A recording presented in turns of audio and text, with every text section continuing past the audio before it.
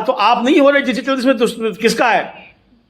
देखिए बिल्कुल वो है, लेकिन वो वोट चोरी करने के लिए है ना, वोट चोरी करने के लिए डिजिटल है, वो आउटसोर्स कर रहे हैं कि भाई अमेरिका में बैठकर कोई करे। तो यही तो कहा जा रहा है कि भाई आप तो अमेरिका में बैठकर वोट चोरी करा रहे हैं ना, यही तो राहुल गांधी बता रहे हैं।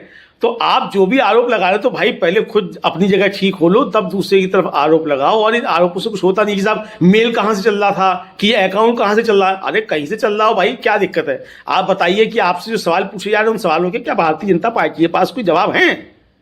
क्या वोट चोरी पर सवाल पूछेगा, उसका भारतीय जनता पार्टी के पास कोई जवाब है? तो उत्तर उसका करना होगा। तो अगर बीजेपी इन सवालों के उत्तर लेकर आ जाए तो ज्यादा अच्छा रहेगा, बाद में फिर आरोप प्रत्यारोप करते रहें। पूरी तरह से ये संविधान के प्रावधानों का उल्लंघन तो है ही, इसके जरिए पार्लियामेंट की शक्ति को खींचने की कोशिश की है हमारे मुख्य चुनाव आयुक्त ने, यानी चुनाव आयोग ने। और जजेस को, उसमें जिन 2 जजेस की बेंच थी, उनको काफी देर तक इस मुद्दे पर आपस में मशविरा करते रहे कि क्या कुछ है। और अभी अब सुनवाई इसकी फिर से होगी। बड़ा मुद्दा है एसआईआर को लेकर, और लगातार हर जगह प्रदर्शन हो ही रहे हैं। बहुत सारी चीजें हैं कि कैसे चुनाव आयोग पार्लियामेंट से भी ऊपर, सुप्रीम कोर्ट से भी ऊपर होने की कोशिश कर रहा है। लेकिन अमलेंदु जी, इन सारी चीजों के बीच राष्ट्रभक्ति का, एक दूसरों की राष्ट्रभक्ति जांचना, राष्ट्रभक्ति का सर्टिफिकेट देना, अभी शायद कहा गया, मेरे ख्याल से शकील साहब ने ही कहा कि, या प्रफुल्ल जी ने कहा कि ये कौन सी, क्या ये परिवारवाद नहीं है? हाँ, ये परिवारवाद, यानी उपेंद्र कुशवाहा वाला परिवारवाद, वो परिवारवाद नहीं है। परिवारवाद तब होता है जब उपेंद्र कुशवाहा वहां से निकलकर चले आएंगे दूसरी जगह, यानी दूसरे गठबंधन में चले आएंगे। भ्रष्टाचार वहां नहीं होता है। भ्रष्टाचार होता है जब कोई व्यक्ति वहां से निकलकर चला आएगा, और निकलकर चला आएगा, जितनी देर तक वो बाहर रहेगा उतनी देर तक ही वो भ्रष्ट रहेगा। जैसे ही फिर इधर आया इस गंगोत्री में, फिर यहां पर वो धुल जाता है। तो यहां हर चीज की, हर एक टर्म की यहां परिभाषा अलग अलग होती है और बदलती रहती है। लेकिन इन सब के बीच ये जो राष्ट्रभक्ति की का सर्टिफिकेट दूसरों को दिया जा रहा है, उसमें जय हिंद और वंदे मातरम, इन पर पाबंदी लगा देना संसद के भीतर सांसदों के लिए, ये क्या बता रहा है? ये कौन सी राष्ट्रभक्ति? देखिए समीर जी, ये राष्ट्रभक्ति जो है, अब ये चूंकि सभापति महोदय जो हैं, उपराष्ट्रपति महोदय जो हैं, शायद उनकी तरफ से आया होगा, चूंकि इसकी खबरें आई हैं अभी, और इस पर कांग्रेस की प्रतिक्रिया भी आई है और लोगों की प्रतिक्रियाएं भी इस पर आई हैं।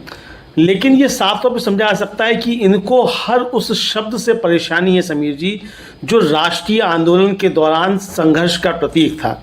वंदे मातरम को राष्ट्रीय आंदोलन के दौरान लोग वंदे मातरम गाते गाते, वंदे मातरम कहते कहते फांसी के तख्तों पर झूल गए। वंदे मातरम कहते कहते अंग्रेज़ों की गोलियों के शिकार हुए। जय हिंद बोलते हुए जो है लोग गोलियों के शिकार हुए। तो इन्हें हर उससे परेशानी है। चूँकि अब इनको लगता ये है कि अगर ये सब चीज़ें आगे बढ़ेंगी तो फिर सवाल पूछे जाएंगे कि भाई जब आज़ादी से पहले वंदे मातरम गाया जा रहा था, तब आरएसएस वंदे मातरम क्यों नहीं गा रहा था? ये पूछा जाएगा। तो इसका जवाब कहाँ से देंगे? क्या जवाब देंगे इसका कि भाई आपकी शाखाओं में आज भी वंदे मातरम क्यों नहीं गाया जाता है, वहाँ आप क्यों नमस्ते सदा वत्सले गाते हैं? तो ये भी तो सवाल पूछा जाएगा फिर। तो ये जो तो गनीमत है समीर जी, जब ये कहा है कि वंदे मातरम आप नहीं गा सकते, ये नहीं आया है कि आप नमस्ते सदा वत्सले गाएंगे, वरना ये भी लाया जा सकता है कि आप वंदे मातरम नहीं गाएंगे, नमस्ते सदा वत्सले गाएंगे। तो भाई ये कुछ भी कर सकते हैं। ये इस समय जो जिस दुनिया में घूम रहे हैं, जहाँ पे ये विचरण कर रहे हैं, वहाँ ये कुछ भी कर सकते हैं। तो ये भी कर सकते हैं, कल को पाबंदी लगा सकते हैं कि आप जनगण मन नहीं गाएंगे, उसी जगह नमस्ते सदा वत्सले गाइए, ये भी कर सकते हैं। तो ये कुछ भी कर सकते हैं। तो ये कुछ भी जो कर सकते हैं वो कुछ भी कर रहे हैं, जो समझ में आ रहा है उसको कर रहे हैं। लेकिन असली जो बात यही है कि जब नेताजी सुभाष चंद्र बोस जय हिंद का नारा दे रहे थे, तुम मुझे खून दो मैं तुम्हें आज़ादी दूंगा का नारा दे रहे थे, उस समय हिंदू महासभा मुस्लिम लीग के साथ मिलकर सिंध में और बंगाल में मुस्लिम लीग के साथ मिलकर सरकार चला रही थी। डॉक्टर श्यामा प्रसाद मुखर्जी फजलुल हक मंत्रिमंडल में उप मुख्यमंत्री बने हुए थे। तो इसलिए नहीं बोल सकते जय हिंद, तो इसलिए अब जय हिंद मत बोलो। ये आदेश आ गया है। लेकिन अगर ये सब चीज़ें चलेंगी तो फिर सारे इतिहास के जो गड़े मुर्दे हैं वो सारे उखड़ कर सामने आ जाएंगे। तो मुझे लगता है कि ऐसी चीज़ों से बचना चाहिए कि जिसके बाद आपका सारा कच्चा चिट्ठा जो है वो निकल कर सामने आने लग जाए। प्रधानमंत्री ने अभी 150वीं जयंती आनंद मठ की जो थी उस पर बड़ा लंबा चौड़ा भाषण दिया कि केवल 2 ही पैरे उसके लिए गए, पूरा पैरा नहीं लिया गया, विभाजन तो उसी दिन हो गया था। भाई ठीक है, आपकी बात मान ली कि उसी दिन विभाजन हो गया था, तो आरएसएस ने पूरा क्यों नहीं गाया आज तक वंदे मातरम? बताइए, क्या हिंदू महासभा की में गाया जाता है वंदे मातरम पूरा? क्या केशव कुंज में वंदे मातरम कभी गाया जाता है? चलिए, आप जो राष्ट्रगान है वो राष्ट्रगीत है उसको मत गाइए, आप पूरा पूरा गा लीजिए। क्या आप गाते हैं पूरा? नहीं गाते हैं आप। तो बहुत सारे सवाल खड़े हो जाएंगे। तो ये एक तरीके से ये बताने की कोशिश कि हम देशभक्त हैं, बाकी सब जो है देशद्रोही हैं। अरे भाई, अगर पूरा देश देशद्रोही है और आप ही अगर देशभक्त हैं तो ये तो 37% है। फिर आपने तो जो है कुल मिलाकर 63% को देशद्रोही घोषित कर दिया फिर तो, अगर आप ही देश है तो ये एक लंबी बहस का मसला है। लेकिन ये मुद्दे उठाते रहते हैं कुछ ना कुछ इस तरीके से। लेकिन आज सुप्रीम कोर्ट की एक महत्वपूर्ण टिप्पणी समीर जी आई, हम लोगों ने तो उसको लाइव किया। जब ये बताया गया, अभिषेक मनु सिंघवी ने बताया कि जो अनुच्छेद 327 है वो संविधान मतलब जो कानून बनाने की शक्तियां वो संसद को देता है, संसद के द्वारा बनाई हुई किसी संस्था को नहीं देता है।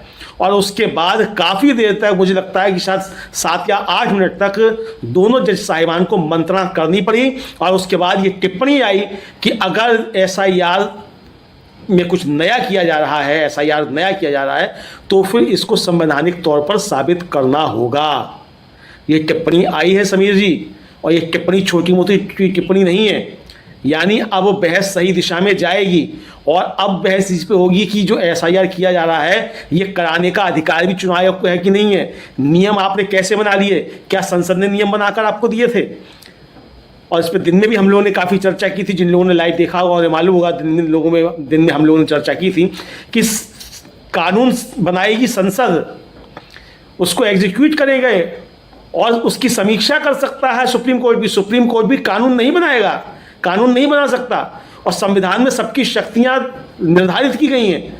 तो ये एक तरह से कहा जाए कि शक्तियों के पृथक्करण पर बात होगी। और अब यहाँ पे आ गया है, मुझे लगता है कि या तो ये अगर चुनाव आयोग को बचाना होगा तो फिर बड़ी बेंच को रेफर कर दिया जाएगा, और अगर चुनाव आयोग को बचाना नहीं होगा तो फैसला अब चुनाव आयोग के खिलाफ आएगा कि SIR असंवैधानिक है और SIR चुनाव आयोग नहीं कर सकता। चूंकि आपने जो उसमें नियम बनाए हैं वो नियम बनाने का अधिकार चुनाव आयोग को नहीं है, ये काम संसद का है। संसद ने जो नियम बना कर दिए हैं उस पर चुनाव आयोग को काम करना होगा। समीर।